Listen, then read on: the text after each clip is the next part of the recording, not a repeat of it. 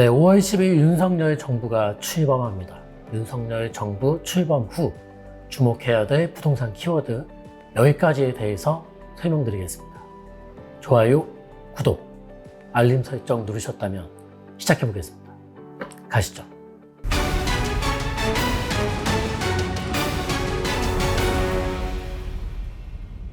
네, 현재 주택 구입 시 LTV가 투기지역, 투기과열지구라면 이제 9억 원 이하 시에는 40%, 9억 원 초과 시에는 20%가 적용되고 있습니다.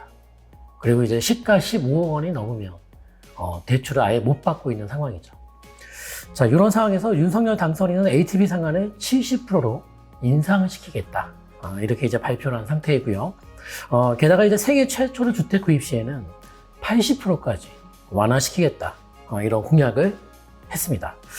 일단은 법률 개정이 필요 없는 사안이기 때문에 뭐 국회 통과라든지 민주당과 부딪히는 이런 일 없이 관련된 공약은 조속히 시행될 수 있어 보입니다. 다만 문제는 DSR입니다. 인수위 관계자마다 좀 이 인터뷰 내용이 좀 다르던데요. DSR은 검토한 바가 없다. 또는 DSR을 완화를 검토 중에 있다. 이렇게 충돌이 되는 의견들이 있던데, 일단은 인수위 내부에서도 다양한 의견들이 공존하고 있다. 이런 식으로 해석이 됩니다. 일단은 한번 예측을 해보건데, 이 DSR에 대한 부분은 아마 임기 초에는 어려울 겁니다. 다만 향후 이 DSR의 완화도 어느 정도는 이루어질 것이다. 이렇게 좀 전망을 해보겠습니다. 왜냐하면 결국 DSR의 완화가 없이 LTV만 완화한다면은 고소득자분들만 충분한 대출을 또 활용할 수 있기 때문에 그런 형평성의 문제에 직면할 것이다. 그리고 만약에 이 DSR의 어떤 비율 자체의 완화가 어렵다면은 우리 안철수 전 후보 시절의 공약이 있죠. 이 모기지의 기간을 30년이 아니라 뭐 40년, 50년으로 연장하게 해줌으로 인해서 사실상 DSR 완화를 해주는 우회책, 이런 정책이 발표될 것으로 예상을 해보겠습니다. 그리고 결국은 이겁니다. 이제 가계부채에 대한 리스크, 그리고 이제 저소득 무주택자분들의 내 집 마련, 이 두 가지의 어떤 개념이 좀 충돌이 오는 상황에서 적절한 합의점 도출을 외면하기는 쉽진 않을 것이다. 이렇게 전망해봅니다. 그리고 또 중요한 변수가 있습니다. 이제 시가 15억 초과 시 LTV 제로, 대출 아예 못 받는 이 규제를 폐지하는 것인데요. 어찌됐든 이 규제가 만약에 폐지가 된다면, 어떤 일이 벌어지겠나, 이 부분은 우리가 좀 봐야 되는데요. 결론적으로 이제 고가주택 시장의 강세가 전반적으로 확산이 될 것이다. 상급지 갈아타기의 움직임은 더욱더 가속화될 수 있다. 이렇게 또 내다 보여집니다. 그런데 이 부분들은 말입니다. 사실 이제 잘못된 정책을 올바르게 이제 바로잡는 과정에서 벌어지는 그런 부작용이다. 피할 수 없는 부작용이다. 이렇게 여러분들이 해석하시면 좋겠습니다.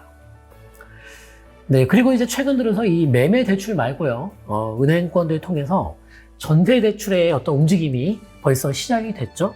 우리은행을 시작으로 해서 각종 은행들이 이 전세 대출 3종 규제 세트를 대폭 풀어냈습니다.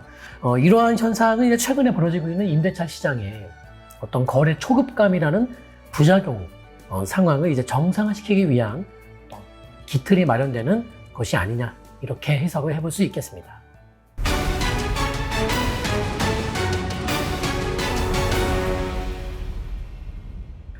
네, 취득세 알아보겠습니다. 이제 취득세의 경우에는 현재 1에서 3%인 취득세 세율을 단일 세율로 하거나, 최소한 이 세율 적용 구간을 좀 단순화시키겠다라고 이제 공약을 했죠. 지금 현재 1주택자가 주택을 취득하게 되면은 6억 이하는 1%, 또 이제 매매가 기준으로 6억에서 9억 사이는 1에서 3%, 또 9억 원 이상의 경우에는 3%가 적용되고 있는데요. 이것을 그냥 하나의 세율로 하겠다. 이런 공약입니다. 그리고 이제 생애 최초로 주택을 구입하는 분들에게는 취득세를 아예 면제시키거나 한 1% 정도의 단일 세율로 가겠다. 이런 공약도 있었습니다. 그리고 취득세에서 가장 논란이 많은 부분은 이 취득세, 중과세 제도를 개선하겠다. 이렇게 언급하셨죠. 지금 현재 조정 대상 지역에서 2주택 취득세율이 8%고요. 3주택 이상 시 취득세가 12%가 부과되고 있는데요. 게다가 법인은 뭐 묻고 따질 것도 없이 무조건 11%가 부과되고 있는데 이런 부분들을 좀 정상화시키겠다는 것이 윤 당선인의 공약입니다. 일단 완화 방식에 대해서 취득세는 사실 구체적으로 정해진 건 없습니다. 하지만 이제 이런 얘기는 들어 있습니다. 이 취득세의 중과 방식을 단순 누진세율에서, 현재는 단순 누진세율이에요.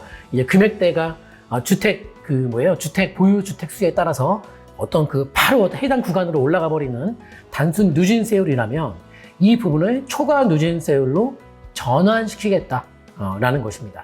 단순 누진세율과 초과 누진세율은 자막에서 보시다시피 이런 개념 차이가 있습니다. 그런데 이 취득세 관련 공약은 이 지방세법 개정이 필수입니다. 즉, 민주당, 국회의 어떤 협조 없이는 진행이 어렵다는 것인데요. 그러다 보니까 이제 많은 전문가분들께서 취득세 인하는 어려울 것이다, 이런 분석들을 많이 내시는데 저는 조금 다르게 보고 싶습니다. 왜냐면은 최근에 이제 3월 20일이네요. 윤호중 민주당 비대위원장께서 국회 기자회견을 가졌는데요. 이렇게 얘기하셨습니다. 부동산 세제 부담 완화에 박차를 가하도록 하겠다. 그러면서 이제 다주택자 중과세 한시 유예를 하고 주택 취득세 인하도 하겠다. 이렇게 이제 발언했기 때문에 민주당 내에서도 이 취득세가 너무 과하다라는 의견이 많이 나오고 있는 것 같습니다. 따라서 무턱대고 민주당 동의를 얻는 것들은 어렵다, 이렇게 볼 게 아니라 어떤 새로 출범하는 정부와 또 우리 민주당 간에 좋은 협의를 이뤄낸다면은 취득세 인하에 대한 정책도 공약 실현이 아예 불가능하진 않다. 이 부분을 좀 짚어드리겠습니다.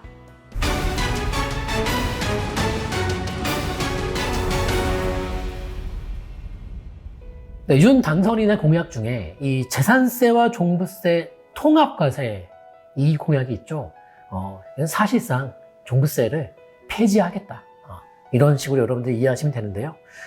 그리고 이 보유세에 있어서 주택 보유 수에 따른 어떤 이 차등 과세가 좀 문제 있다, 이렇게 진단하시고 이 주택 보유세에 대한 기준보다는 가액 기준으로 이 과세를 전환시키겠다. 그리고 이제 세율 자체도 좀 낮추겠다라는 공약도 있는데요. 며칠 전에 이제 문재인 정부에서 2022년도 공시가격 발표를 했죠. 그러면서 이제 그와 함께 보유세 부담 완화 방안도 발표했습니다. 우선은 이제 이 공시가격이 작년에 이어서 올해도 말도 못할 정도로 이제 폭등을 했는데요. 잠깐 보게 되면 전국적으로 17% 이상 올랐고요. 서울은 14%, 경기도 23%, 그리고 인천이 전국에서 가장 많이 올랐습니다. 29%가 넘게 공시가격이 올랐죠. 사실 이 정도의 공시가격 급등은 이게 현실화도 다 좋습니다만은 이 세금을 매기는 어떤 중요한 지표가 되는 이 공시가격을 1년에 2회 연속 이렇게 많은 폭등을 일으킬 정도로 이 과표에 영향을 미치는 공시가격을 이렇게 올리는 나라가 전 세계에 또 있을까 싶을 정도로 많이 올랐습니다. 어찌됐든 공시가격은 발표됐으니까요.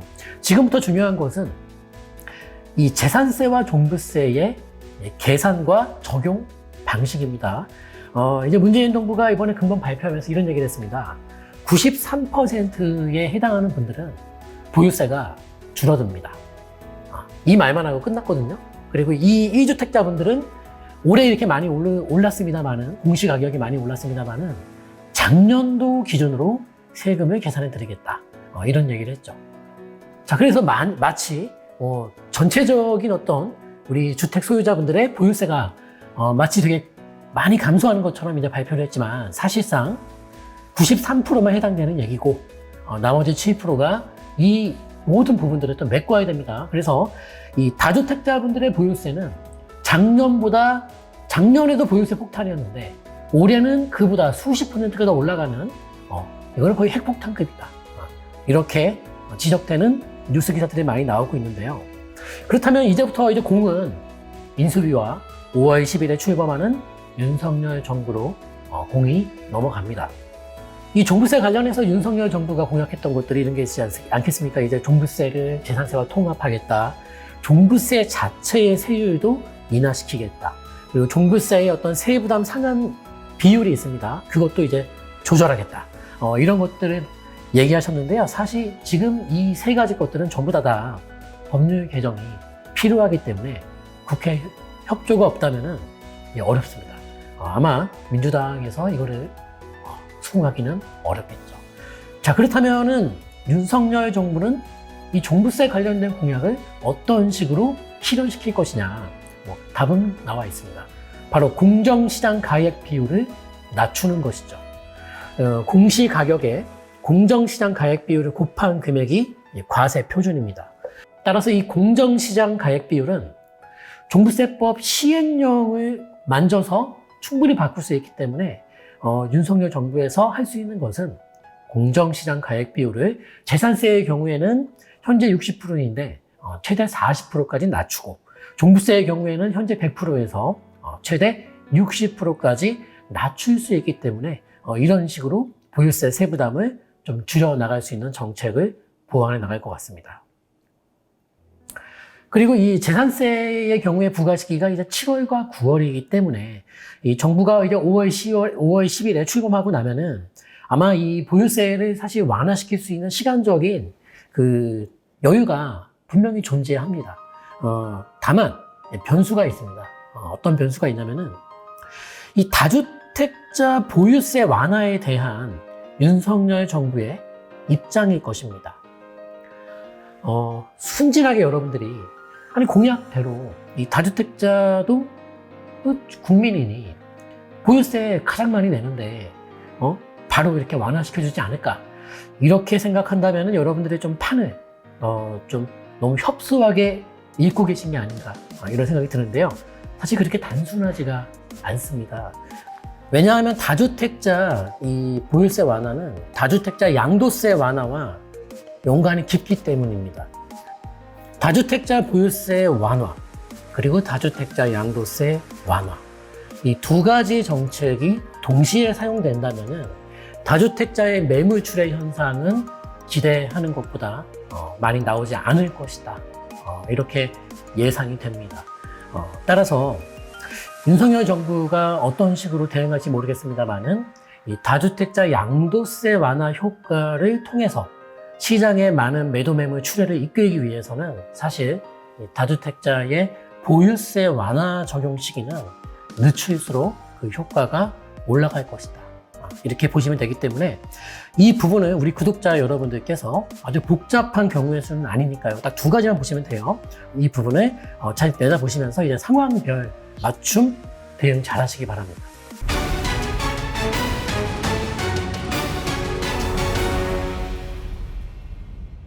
네, 가장 중요하고 예민한 양도세입니다.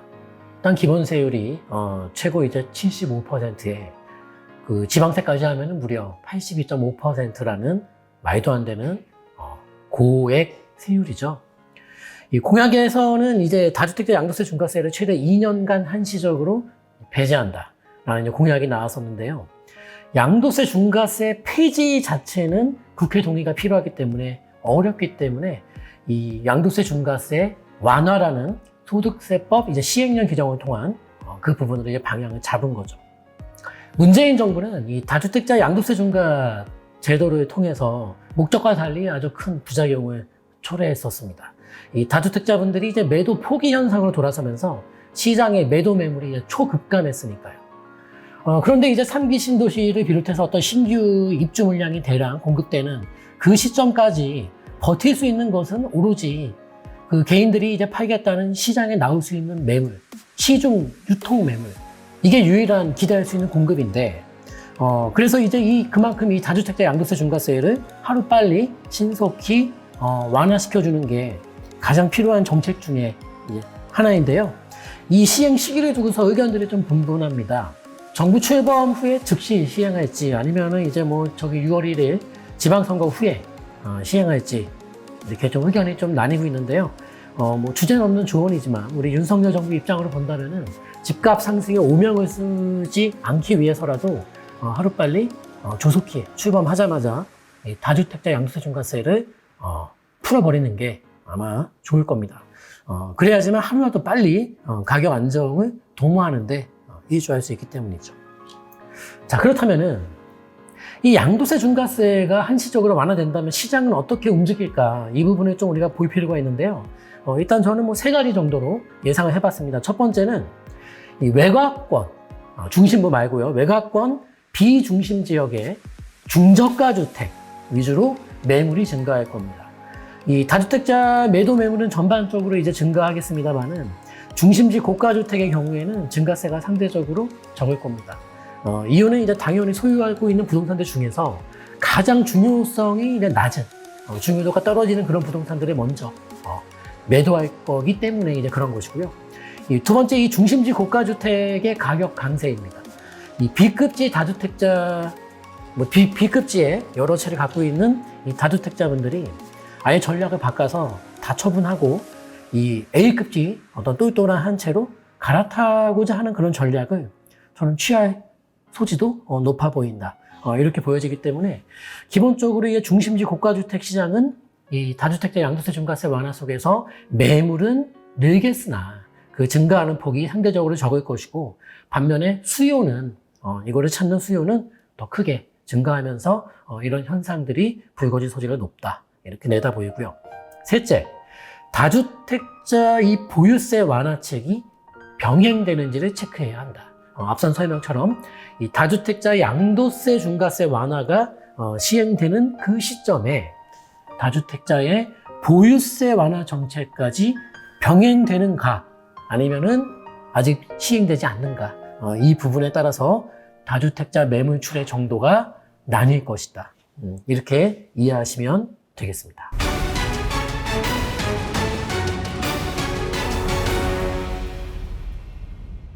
네, 재건축은 뭐 가장 지금 이번에 이슈가 되는 테마 중에 하나죠. 여러 부동산들 중에서 이제 가장 규제도 많았고요. 그 말은 이제 손볼 것도 많다. 그런 뜻이겠죠. 첫 번째로 이제 봐야 되는 것은 정밀 안전진단 기준을 개선하는 거죠. 이 문재인 정부에서 이제 그 안전진단을 이제 평가하는 항목들 중에서 주거 환경의 가중치를 대폭 낮추고 구조 안전성, 그러니까 이게 쉬운 말로 이제 무너질 기미가 있어서 사람들이 다칠 만한 위험도가 높냐, 이 비중을 높이다 보니까 거의 문재인 정부 임기 중에 이제 안전진단 통과한 단지가 손에 꼽을 정도로 거의 없다고 보시면 됩니다.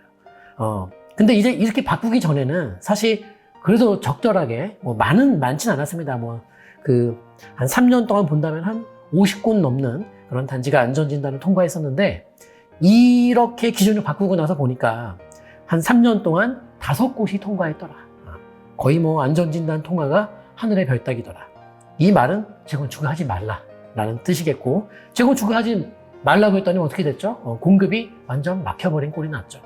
윤석열 당선인은 이 안전진단 기준을 주거환경 요인을 좀 높이고 구조 안정성 기준을 좀 낮추는 식으로 이 재건축 안전진단을 통과시키고 재건축 사업을 활성화시키겠다라고 공약을 했는데요. 이 안전진단 관련해서는 사실 어떤 별도의 법 개정은 필요 없기 때문에 공약 실현의 어떤 난이도는 높지 않다. 이렇게 보여집니다. 둘째, 이 재건축 초과이익 환수금, 일명 재초환의 완화인데요. 이것은 여러분들 다 아시겠습니다만 이제 초과이익이 3천만 원을 넘으면은 이익의 최고 50%를 세금으로 이제 뺏어가는 그런 제도이죠. 이게 이제 19년도 말에 합헌 판결을 받으면서 본격화되고 있는 상황인데 이 재초안을 개정하기 위해서 말입니다. 이것도 국회 동의, 즉 민주당의 협조가 없다면은 어렵습니다. 이 부분은 아마 민주당도 비협조로 나오지 않을까 그렇게 좀 내다보이고요.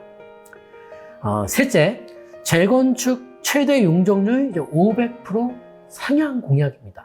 이 부분은 우리 거의 여야 어떤 대선 후보들의 공통된 공약 중에 하나였는데, 지금 현재 이 재건축 사업의 사업성을 좌우하는 용적률의 경우에 법정 상한은 현재 300%에서 500%까지 이제 높여주고, 그렇게 이제 높여주는 그 혜택을 조합원들이 다 가져가는 건 아니고요. 그 중에서 이제 한 절반가량의 인센티브 물량 중에서 절반 정도는 이제 청년하고 우리 신혼부부들에게 반값 주택으로 분양하는 그런 공약인데요. 이 용적률 500% 공약의 어떤 달성을 위해서 말입니다. 높이에 대한 이 자율성 보장이 꼭 필요합니다. 높이가 유연하게 어떤 행정적으로 제공되지 않는 상황에서 용적률을 높여버리면 어떻게 될까요? 도시는 아주 흉측한 닭장 아파트로 가득 차게 되겠죠. 그래서 최근에 이제 서울시에서는 이제 2040 서울시 이제 도시개발 계획을 발표했는데요. 주거용 건축물 35층 높이 규제를 폐지한다고 발표했는데 참으로 다행스러운 정책입니다. 그리고 이 용적률 상향을 위해서는 사실 국회 동의보다는 시행령과 그리고 이제 지자체 조례가 가장 중요한데요. 왜냐하면 지금 현재 국토계획법상 주거지역 최대 용적률은 500%로 되어 있습니다. 법에는 말입니다. 그리고 이제 시행령에서 3종 주거지역은 300%, 준주거지역은 500% 이렇게 잡혀 있고, 또 이 지자체 조례, 서울을 보게 되면 서울시 도시계획 조례에서는 3종은 250%, 준주거 400% 이렇게 잡혀 있기 때문에 결국은 서울시에서 재건축을 하는데 용적률을 500% 완화해주기 위해서는 서울시 도시계획 조례를 변경해야 됩니다. 법이 아니라. 자, 그런데 이 서울시 조례에서 용적률을 올리기 위해서 조례 개정을 한다. 그렇다면 서울시장 혼자 할 수 있는 게 아니라 서울시 의회에 과반 넘는 동의가 필요한데요. 현재 서울시 의회는 의원 약 110명 중 99명이 민주당이 상황이기 때문에 이게 쉬운 일이 또 아닐 수 있다.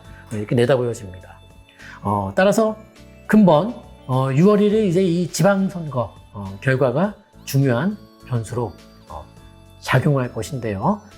오세훈 시장도 인터뷰를 통해서 6월 1일 지방선거 결과로 최소한 좀 이렇게 지금 110명 중에 서울시 의원 99명이 민주당, 이런 것은 이 어떤 적정한 균형을 상실한 이런 분포 비율이다 보니까 좀 그런 부분들을 희망하는 인터뷰를 또 했죠. 그리고 오세훈 서울시장이 이제 사실 이 대선 일주일 전에 후보자분들의 용적률 500% 공약에 대해서 어떻게 생각하냐라는 인터뷰를 받고 이렇게 답했습니다. 용적률 500% 공약에 대해서는 현실성이 낮다고 떨어진다, 이렇게 이제 평가를 했는데요. 이에 대한 어떤 결정과 협의가 중요할 것 같습니다.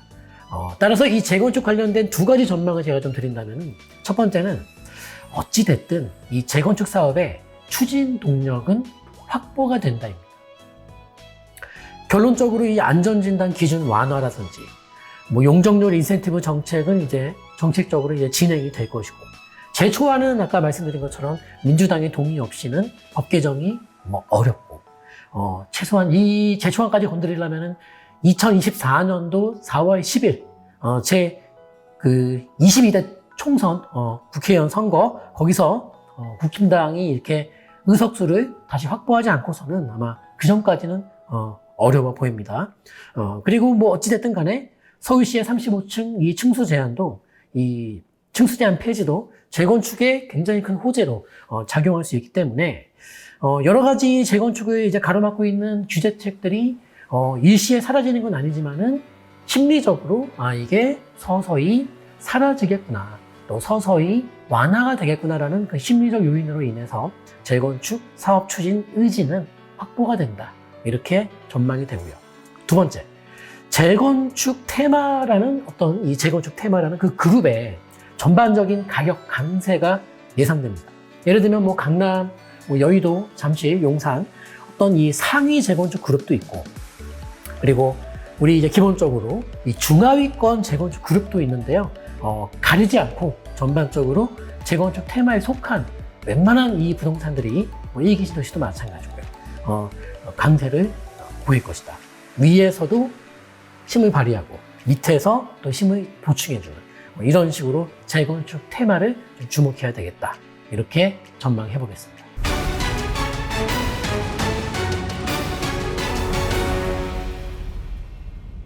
네, 윤석열 당선인은 이 일기 신도시 토지 용도를 좀 변경시켜주고 종상향 얘기를 하는 거죠. 그리고 이제 그에 따른 용적률 상향을 통해서 추가적으로 10만 호 이상의 주택 공급을 이제 공약을 했습니다. 목표대로 간다면은 현재 일기 신도시가 한 29만이 넘어요. 그러면 10만 호가 더 얹어진다면은 약 40만 호 근접한 그런 가구로 일기 신도시가 이제 변모하게 되는 것인데, 이에 대해서 좀 행보가 재밌습니다. 일단은 우리 국민의힘에서 2월 28일 날 이 일기 신도시 개발 관련된 법안 발의했습니다. 제목은 노후 신도시 재생 지원에 관한 법률. 그리고 또 민주당도 이어서 3월 14일 날 관련된 법안 발의했습니다. 제목은 노후 신도시 재생 및 공간 구조 개선을 위한 특별법. 이렇게 또 여야 모두 같이 하면 좋을 텐데 따로따로 일기 신도시 개발을 돕는 법안 발의가 이루어졌습니다. 그래서 이제 이 일기 신도시는 뭐 리모델링이든 뭐 재건축이든 뭐 어찌됐든 간에 안전진단을 좀 손쉽게 받을 수 있도록 완화책이 이 법안에 다 들어있고, 또 용적률을 이제 500%까지 받을 수 있는 그런 어떤 법적 근거를 또 이번에 발의된 법안에 들어있고, 또 이제 우리 세입자분들 같은 경우에 좀 혜택이 좀 파격적인데요. 우리 이제 용적률을 이렇게 막 주면은 아무튼 공익적인 부분들을 또 이제 가져와야 되는데, 그 물건들에 있어서 우리 거기 살고 계시는 세입자분들에게 우선해서 분양받을 수 있는 세입자 우선 분양권이라는 그런 혜택을 주는 내용도 법안에 들어가 있습니다. 그리고 이주가 항상 이제 걱정된다, 우려된다 말씀드렸는데, 3기 신도시, 인근의 3기 신도시 안에다가 이주단지를 만들어서 일기 신도시의 어떤 리모델링 재건축 이주 수요를 3기 신도시에서 흡수했다가 이렇게 순환할 수 있는 그런 쪽으로 국힘당에서 발표한 그 법안 발의에 들어가 있는 부분들이 좀 특이점으로 해석이 됩니다. 뭐 아무튼 뭐가 되었든 일기 신도시 재생 법안은 만들어지겠네요. 다만 이게 우리가 우리 이번에 윤 당선인이 언급하신 것처럼 그렇게 빠른 기간 동안에 일기 신도시에 어떤 행정적인 절차가 갈 수 있겠는가? 그거는 좀 어려워 보입니다. 왜냐하면 법안이 발의된 것 뿐이고, 법안이 이제 제정되는 데서 시간이 또 많이 갈 것이고, 또 법안을 제정 후에도 이 지자체별 또 이제 기본 계획도 수립해야 됩니다. 그래서 이게 굉장히 많은 시간이 걸릴 것이다. 이 부분은 좀 변수로 여러분들이 체크하시면 좋겠고요. 그리고 참고적으로 일기 신도시 약간 이제 좀 중요한 부분만 좀 분석을 해드린다면, 일기 신도시 중에서 이제 인구는 일산과 분당 순으로 가장 많고요. 인구 밀도는 산본과 평촌이 높습니다. 그리고 가장 중요한 또 용적률이 있죠. 용적률은 일산이 169%라는 평균 용적률 나오고 있고, 분당은 평균 184%, 평촌, 산본, 중동은 200% 이상입니다. 이 일기 신도시 접근에 대한 어떤 재테크 팁을 좀 드린다면, 결국 일기 신도시는 리모델링이냐 재건축이냐로 나뉠 텐데요. 이 두 사업에서 좀 더 선호세가 강한 개발 사업은 재건축이겠죠. 그리고 이 두 가지 사업의 양갈래길에서 어떤 기준점은 용적률입니다. 용적률이 낮을수록 재건축으로 갈 수 있는 가능성이 올라간다. 이 부분을 여러분들이 잘 확인하시면서 대응하시면 좋겠습니다.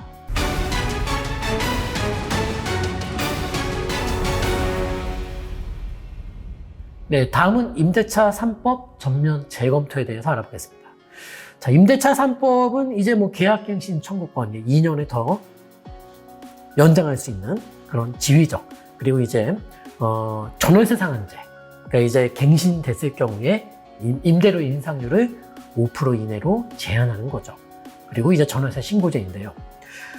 이러한 임대차 3법의 어떤 그 전면 재검토를 공약으로 거셨는데, 사실 이게 이제 법률 개정이 필요한 상황인데요. 아마 국회 통과, 그러니까 민주당의 협조는 거의 어렵지 않냐, 거의 불가능에 가깝지 않냐, 이렇게 좀 판단이 됩니다.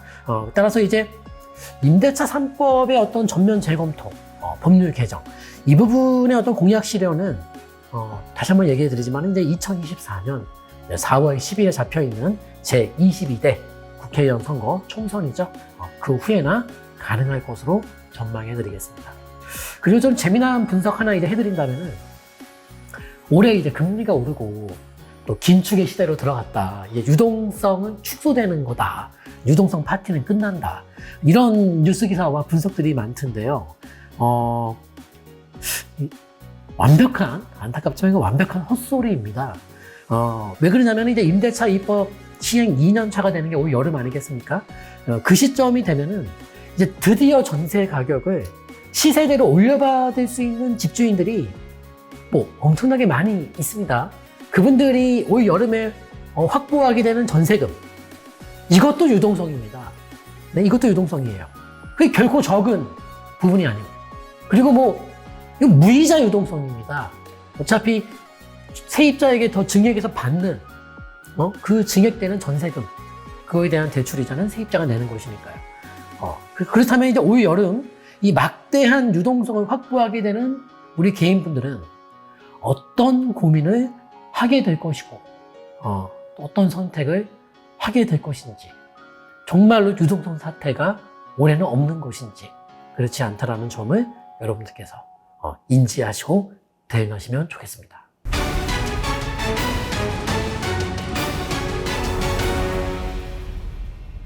네, 다음은 분양가 상한제 알아보겠습니다. 이 분양가 상한제는 전형적인 공급 억제 정책입니다. 그리고 가격 억제책이 아닌 가격 상승책이라고 오랫동안 강조를 해왔죠.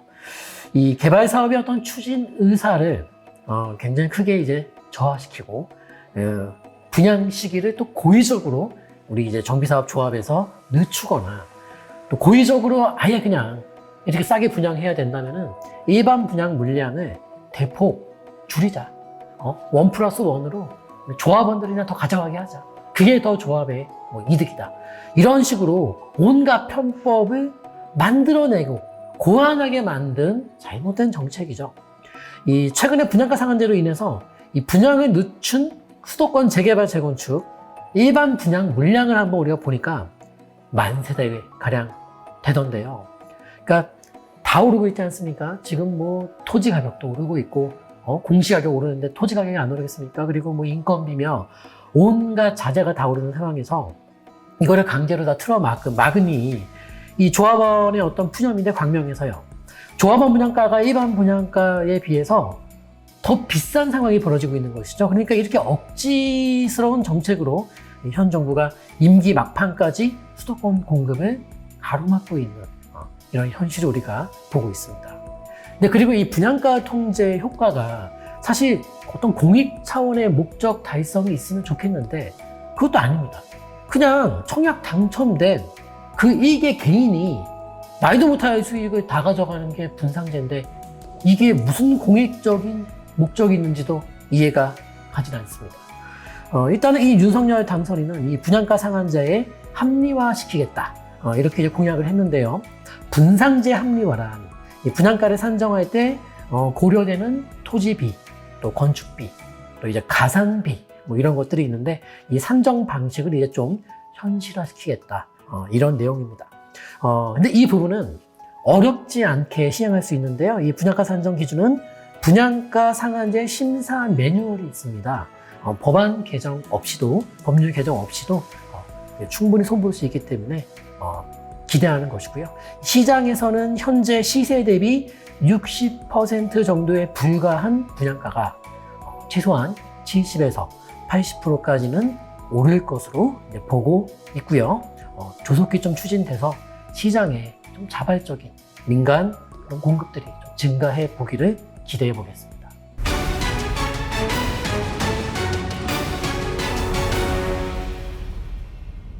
문재인 정부는 2017년 이 임대주택 등록 제도를 장려했습니다. 여러분 다 기억하실 텐데요. 국토부에서 이제 김영미 전 장관께서 직접 나서서 홍보 영상도 만들고 제발 주택임대 사업자를 등록해 주세요. 등록하면 이런 혜택, 저런 혜택, 온갖 혜택을 드리겠습니다. 이렇게 대대적인 홍보와 마케팅을 했죠. 하지만 4년 만에 기조가 뒤집히면서 지난 2020년 7월 10일 710 대책으로 정부는 아파트 임대사업자 등록을 금지하는 내용으로 민간 임대주택 특별법을 개정했죠. 이에 대해서 이제 대한주택 임대인협회는 임대주택의 강제 어떤 등록 말소, 그리고 약속한 세금 혜택을 박탈하는 것, 이런 것들이 이제 재산권과 평등권을 이제 침해했다면서 헌법 소원을 제기하기도 했는데요. 윤석열 당선인은 이러한 주임사 제도를 손보겠다고 했습니다. 첫 번째, 전용 60제곱미터 이하인 소형 아파트의 임사 등록을 다시 허용시키겠다. 둘째, 종부세 혜택과 양도세 혜택도 다시 부활시키겠다는 것입니다. 하지만 이는 문재인 정부의 710 대책과 정면으로 이제 배치되기 때문에 이 법률 개정 없이는 불가한 상황에서 국회 통과는 어려워 보입니다. 자, 사실 임대차 시장 안정을 위해서는 이 공공임대 공급만으로는 거의 불가능하거든요. 그러니까 이제 결국 민간 임대를 활용할 수밖에 없는 게 현실인데요. 이 정부 입장에서는 사실 이제 필요할 때는 임대사업자로 추대해 주다가 임대3법으로 이제 더 이상 임대사업자 제도가 필요 없게 되니 그냥 이건 다주택이다 라고 이제 어떤 일종의 정책 박해 현상, 이런 현상들이 벌어진 거고, 국가와 약속을 이렇게 국가가 먼저 약속을 어김으로 인해서 국가와의 약속을 의무로 다한 국민들의 어떤 결과가 권리나 혜택이 아닌 배신이었던 주택임대사업자 제도. 이 제도가 만약에 지금 윤석열 당선인의 공약처럼 부활한다면은, 정말로 얘기한 이 공약대로 이 주임사 제도가 부활할 수 있을 것이냐. 아파트 주임사 제도가요. 저는 그건 좀 어렵지 않을까. 조심스럽게 예상해보는데요. 왜냐하면 과거의 주임사 제도는 사실 혜택이 너무 컸죠. 너무 컸기 때문에 좀 더 개인적인 소견으로는 그런 적절한 수준의 의무와 혜택이 좀 다듬어지면 좋겠고, 또 이제 개인적인 소견이지만 60제곱미터의 아파트를 얘기하셨는데 너무 큰 것 같습니다. 한 40제곱미터 등 좀 더 작은 면적으로 기준점을 수정해 보시면 어떨까, 이렇게 정책 제안 해보겠습니다.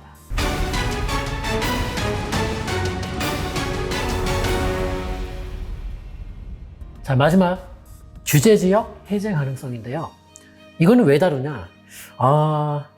대선 공약에 규제지역 해제에 대해서 언급이 없었기 때문에 다룹니다. 자, 대부분의 이제 공약은 이제 규제를 푸는 쪽으로 집중되어 있는데요. 좀 이렇게 조심스럽게 예상해 보는데, 예외적으로 규제를 푸는 정도를 좀 넘어서 어떤 혜택을 줘버리는 부양책 수준의 그런 정책이 거론될 수도 있는 상황이 아니냐. 예외적입니다. 예외적입니다. 예를 들면 대구입니다. 이 대구는 지금 이제 급증한 미분양 해소를 위해서 정책적인 도움이 좀 작용해야 되는 상황이 아니냐, 이렇게 좀 보여지는데요. 현재 대구시 미분양이 이제 3,600건 정도 나오는데 전국 미분양의 한 17% 수준이니까 굉장히 높은 상황이죠. 이 조정 대상 지역 해제가 이루어진다라면, 규제 지역 해제가 이루어진다라면은 좀 빠른 속도로 이런 미분양 해소에 도움을 받지 않을까 싶고요. 또 울산 같은 경우에도 대구만큼의 시급성은 아니지만은 좀 검토를 해줄만 하다, 이렇게 좀 보여집니다. 그런데 우리가 한번 가만히 생각해 볼 필요가 있습니다. 아니, 이렇게 복잡하게 취득세, 등등등등, 양도세, 하지 말고 그냥 시원하게 규제 지역을 다 풀어주면 되는 거 아니냐. 엉뚱한 생각이 아니라 그냥 맞는 얘기입니다. 사실 이 조정 대상 지역은 국토부 장관이 이제 우리 주거정책심의위원회를 열어서 심의를 거쳐서 이 지정과 해제 가능하고요. 또 투기거여지구는 국토부 장관이나 시도지사의 권한이고, 투기지역은 이제 기재부 장관이 이제 또 마찬가지로 부동산 가격안정심의위원회를 심의 거쳐서 이제 다 조절할 수 있습니다. 그러니까 정부가 할 수 있는 권한이거든요. 그런데 왜 공약에 규제지역 해제는 없을까요? 그거 한 방이면 끝나는데 말입니다. 이것이 이제 상식적인 속도 조절이라는 것입니다. 이 비정상의 정상화 과정의 어떤 속도 조절, 사회 대혼란을 초래하지 않을 정도의 변화 속도를 조절하는 것은 이것이야말로 이제 올바른 길이다. 이것이 상식적인 속도 조절이라는 것이죠. 이 비정상의 정상화되는 과정의 속도 조절. 아무리 좋은 방향이라 하더라도 사회 대혼란을 초래할 정도로 급변하는 게 좋은 건 아니기 때문에 서서히 올바른 방향으로 변화를 속도 조절하면서 읽어가겠다. 그렇게 이해하시면 되겠습니다.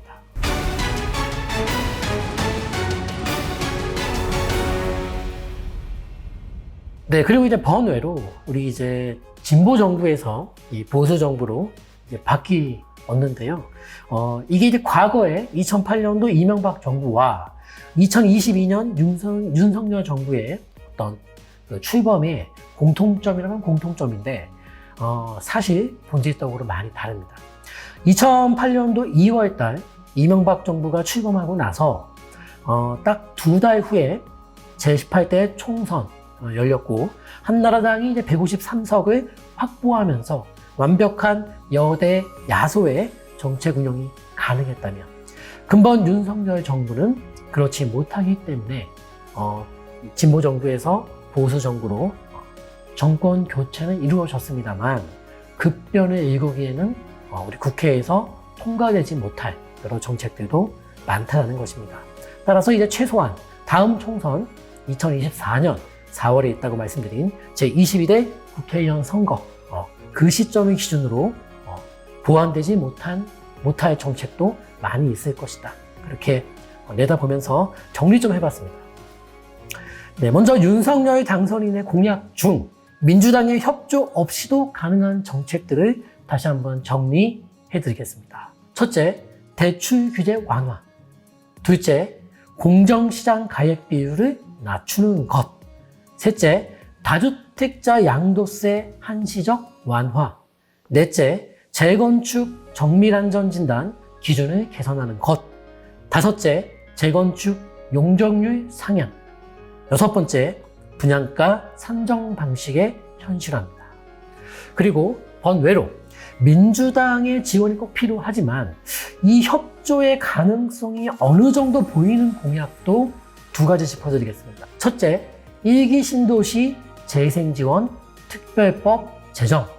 둘째, 취득세율 인하입니다. 네, 다양한 부동산 정책과 공약들이 있습니다.